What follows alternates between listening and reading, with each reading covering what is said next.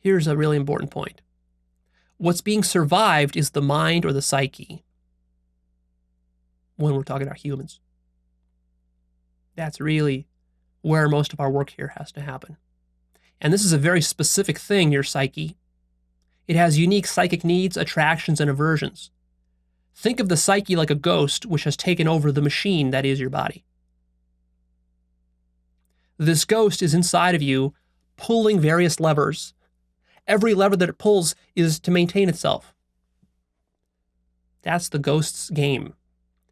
And if it doesn't pull the right combination of levers, the ghost will die. And that's what you are right now. When I'm talking to you and I'm pointing to you, you're that ghost. You, that thing that you think you are, that thing you think was born, that human that's sitting there right now listening to this, that's the ghost I'm talking about, inside your skull. That ghost that you believe that you are. Of course, there's no real ghost there. There's nothing there. But you believe you are that ghost. You have an image of yourself and so forth. And so me just telling you that you don't exist is not going to change anything for you. You still believe you exist, this ghost. You believe you're important. You believe you're the most important thing. And so your entire life is just a game of maintaining that ghost. This ghost, of course, not only has to look out for physical dangers, obviously, but this ghost must look out for psychic dangers as well. Like, for example, contradictions within its own worldview. That's a serious threat to this ghost. Worldview is a very important thing for this ghost. Other things that the ghost must look out for, these psychic dangers, are it must maintain a positive self-narrative. It must think that it's the hero. It must think that it's the good guy, because if the ghost ever starts to think of itself as a devil or the bad guy, that's going to be very painful and problematic for the ghost. It's going to have to change its ways. It can't maintain itself that way. So the ghost needs to maintain a positive self-image.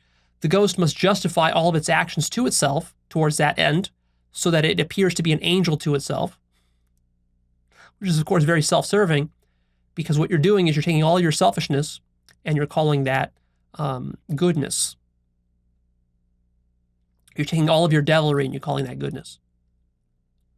Also, the ghost must feel right and good and certain and not confused, which is why it needs beliefs in order to eliminate uncertainty and confusion. So, of course, this ghost adopts a bunch of beliefs and clings to them, incorporates all these beliefs into itself, so that literally the body of the ghost is made up of beliefs and worldviews, which is precisely why people are so close-minded to changing them. This ghost must make sense of the world, must explain the world to itself in a cohesive manner. Otherwise, it might go insane. And it won't be able to manipulate the world effectively if its models of the world aren't very good.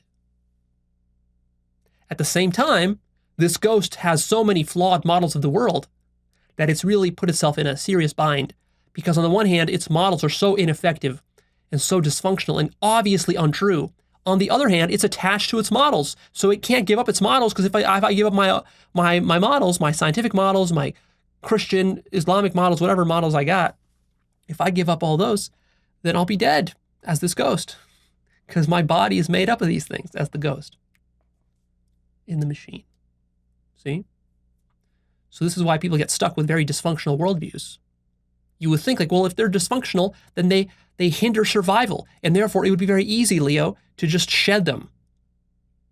No, you couldn't be more wrong, because what you're underestimating is the extent to which your identity is fused with your models and belief systems, such that you would rather operate for the rest of your life on a dysfunctional and untrue model of the world, which actually harms you physically or mentally, rather than admit that your model of the world is wrong.